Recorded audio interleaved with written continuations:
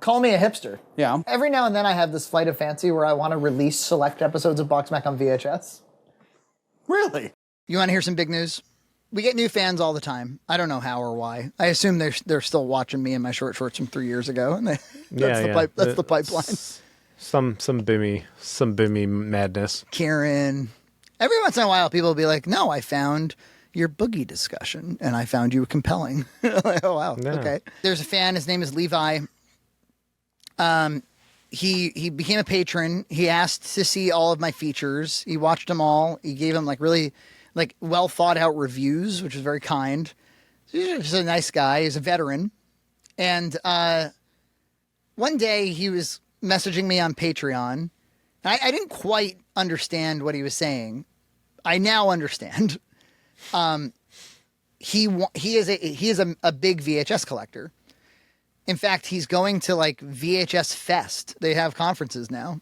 You know, I might want to go. And for the entire time that we've been making BoxMac, we have joked that you can find clips where we're like, wouldn't it be funny to make a best of BoxMac VHS release? Wouldn't that be cool? Then I thought, wouldn't it be amusing to produce an entire VHS tape? So Levi comes to me and he goes, what he was saying, I now realize. I thought he was saying hey, I'd like to make a best of BoxMac VHS for, as a collector's item for your benefit, maybe for some others. But I think what he was really saying was he has a VHS collection. He would like to put BoxMac in his VHS collection. And he's like, I'd like to just rip the episodes off of YouTube and throw them on VHS and call it a day. And he was just kind of looking for a little bit of support and guidance. And what it turned into was he put together, first he was like, what do you think the best of BoxMac is? Like the top 5 or 6. And I came up with this list. Rapid Mac.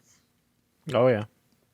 Evol, of course. The Worcester Vegan Fest. I think it's a fun episode.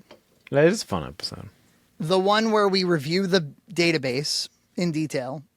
Keep in mind, these are all non-specials. No holiday specials or anything. The Goodwill one where we're talking about bloodletting with George Washington. And he talks about washing noodles in a small pond. Oh, that one's awesome. Yeah, I think so too. I think it might be my favorite episode. And then the wrestling one, I think belongs in there. So he's like, okay, I'm going to make so he puts together a timeline and it's got a pre-roll. It's one of our trailers. It's got all the episodes. It's got little slates that go between it.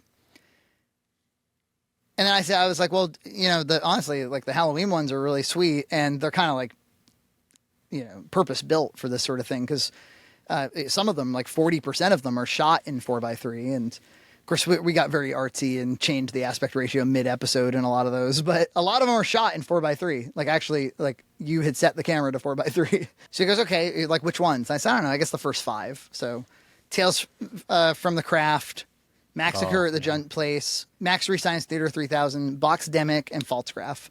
The Massacre at Junt's Place is filmed in anamorphic. That would be really hard to put in for. We'll get there. It served it. Yeah, it was a challenge. So he spent a bunch of personal time panning and scanning. And I was like, really? You want to go through all the trouble? Maybe just conform it to its native aspect ratio. It'll be letterboxed on VHS. That wasn't unheard of. I mean, shortly before DVD was popularized, I remember it was a selling point to be this VHS is in widescreen. They'd be like, oh, it's the original Star Wars in the widescreen. You'd get the widescreen version. That's what was special about it. Yeah, right. He was like, nah. Don't you think what would make it special is if it's in 4:3?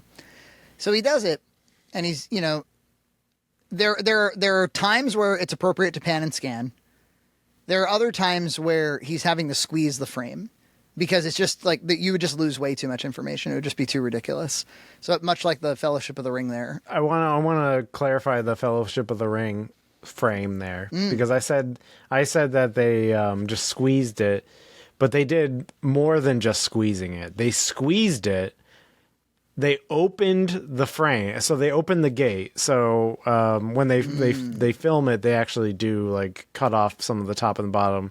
To make it conform. So they not only they squeezed it, they opened the gate, and they cropped it. They did 3 things for that frame, which is amazing. He runs this by me, and not gonna fly. not gonna fly. I'm looking at like the BoxMac intro is squeezed to hell because it was designed in widescreen. The BoxMac logo, you know, in every single intro, squeezed as hell. There are times where we put up titles or subtitles or captions. You can either squeeze it or you can lose the information. Credits are all wrong, obviously, for 4x3. In the case of like Tales from the Craft and a few others, I applied a VHS filter for YouTube because we were going for like, this is like an old Halloween tape. But now it's going to be on tape. So Yeah.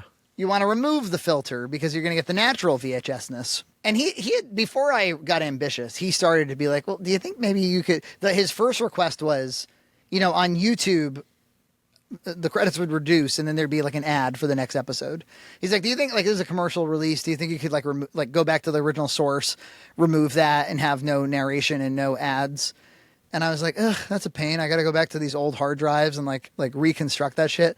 I did it. And then I was giving it to him in widescreen and I was like, well, wait, no, I shouldn't do that. I should probably actually reformat the thing into 4x3. And then that requires like resizing the titles. And then, dude, for the last 7 days, I have been doing nothing but digging up old hard drives. Max Free Science Theater 3000. We're watching the silhouetted movie theater scene. We're watching those in widescreen. I All right. need to reformat that in 4x3. Tales from the Craft. We've got a low pass on the audio to make it sound like VHS. Remove that. The wrestling episode. We've got like a spinning N64 game in the bottom right. You got it. You either get your lower third or you get your thing. Reformatted that. Wow. Yeah. And of course, you know, a lot of the wrestling clips were in 4x3. So Okay. that already works well. Yeah. And then I'm like, okay, well, so what's the right aspect ratio to finish finish this out in? And it was 1440 by 1080 was what we, that's HD 4x3. Wow. Some of it required like for some of the keying and some like there were like plugins that I haven't used in years that needed to be dug back up in order to, it was crazy. And I just kept finding new ones and redoing it. And then it was like, oh, well, because we were running some trailers before we ran all the Halloween trailers before the best of. And I'm saying like buy it on Blu-ray, or I'm saying like it's coming out on October 28th, or like the copy is wrong now. So I go downstairs and I re-record everything to be like, Wow. now available on VHS, now available on home video. Buy Tales from the Craft on home video. Wherever videos are sold. Massacre in the Jumped Place, rated R, now available on home video. Hooters. Now available on home video. Now available on home video, rated R. The Cheese Time says this is. Oh, one of them was the mac and cheese cook-off, the championship cook-off. It used to say like coming out on October 28th, and I changed it to weekdays at 5. Weekdays at 5. Weekdays at 5.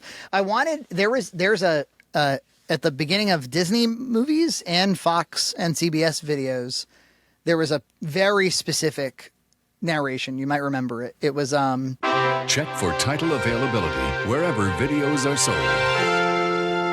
Do you remember that? Title Yeah. availability wherever videos are sold. Well, YouTube had a bunch of clips of that, but they were all against music, so I'm using AI to isolate it, and then I just use wherever videos are sold and put that, so he caught me. And the dude's like, I didn't expect this much support. Then he throws together. I'm like, okay, this is all gonna be great, but the sleeve is where it's at. The sleeve's got to be good. And he's like, yeah, I got it. I said, can you manufacture these? He's like, yeah, I go to a print shop. We got to find the premium paper or whatever. I'm like, really? And he's like, yeah, maybe not. Maybe it'll be too thin. He looks into it. He finds this place in Canada that does it for like $3.50 a box. I'm like, that's worth it. He mocks up like a VHS cover. He's not a graphic designer. He's more of a video guy. And so I'm like, yeah, that's not going to cut it. So I'm like, I'm going to reach out to Chris LaRue, the guy who does all of our Blu-ray case inserts. He's been killing it on our Blu-ray case inserts for 10 years. And we've never paid him, by the way. He's always, this is always before Patreon, before we got more AdSense from the podcast and stuff. Now that I've, said it before, the enterprise that is Red Cow Entertainment brings in about $20,000 a year, and then expenses are normally somewhere between $7,000 and $10,000. So we hang on to like $10,000 a year. So you can use So of course we have the slobs, and we have. So I was like, I'm gonna pay Chris to both as like a thank you, and let's see if he's interested. And so I said, hey Chris, for like $100 per design, you do both. You want to make the sleeves for these? He's like, oh, like I'm so glad you asked. It sounds like such a fun project. So Chris is all over Awesome. it. Chris is all over it, and then Levi is like, this is Levi goes, hey, like the first run ought to be like collector's editions, and I was like, what does that mean? He goes, they should be colored tapes. And I was like, what do you mean? Jesus. He's like, well, one should be yellow and one should be blue. And I was like, oh. Of course. So I was like, where are you going to get those? He's like, well, like I can buy some. He's like, there's others, like I could buy like a SpongeBob tape or whatever and then change out the spool. And I was like, okay. And he's like, wait, how many do you think you want to make? I was like, maybe 30. I don't have no clue how many people would buy this thing. And he's like, all right. And we add it all up. It's like $500 in like supplies. So I went from like, I don't even know. Didn't even know this project would be in my life to like, I'm $700 in. But it's okay. It's like, what, this is a good thing to spend the company money on, I think. And that's kind of it at this point in time. It's not completed, but the videos are completed and they're awesome. I will release them in the 4x3 format on YouTube, for free. So everybody can at least see how they came out. Cause it's like, it's HD 4x3 presentations for all of these, and everything's redone. There's no panning and scanning is what I'm telling you. That's amazing. There's no stretching. Everything is like, it's as with the exception of maybe some framing, like during a standard BoxMac episode of John's over here and I'm over here, and there's a little bit of blank space between us now, or it's more accentuated, but generally speaking, it looks really good. Nina and I were rewatching the Halloween ones. We came across Boxdemic. We were laughing our heads off. I was like, this is the funniest fucking thing I've ever seen. Again, whenever I think of Birdemic, like, I remember when the skeleton is popping up behind the tree. It's like, no, that's Boxdemic. Oh, and finally, I was like, oh man, John would love this. I go, hey Levi, remember that little like dial tone that you always hear at the beginning of a tape? Like, and he's like, yeah. I said, well, John and I always like, there's an episode of BoxMac, we laugh about that. Can we get that on the tape? And he was like, oh yeah. He goes, they use that as a, DTMF generators would use that to tell you what factory it was manufactured in. And so he generated one that matched the premiere date of the first BoxMac episode. So when you hear the dial tone, nice. It's a deep cut. And so I told John all this, and he's like, oh, John was more in love with it than anybody. He's like, this is an amazing project. I think it's great. And again, who the hell is going to buy it? Who the hell is going to care? Well, I don't know. I think there are VHS collectors in our midst, in our fan base. So I'm a little afraid of having too little supply, if anything. Yes. But I've been collecting VHS because it's just novel. It's just the novelty of it is purely what it is. And it makes me like, in a world where nobody's buying like proper physical media anymore, and they're just buying gummy candies and novelties. Yeah, Sony's getting out of the Blu-ray business. You gotta make some VHSs. It's just something that's novel. Something, I see Terrifier 2 and I'm like, it's interesting. I mean, remember when Stranger Things they did a DVD release that was made to look like a clamshell VHS? Right. Anyway, that's my VHS story. No, it's awesome. Subscribe to Red Cow Entertainment on Patreon for full episodes every other week.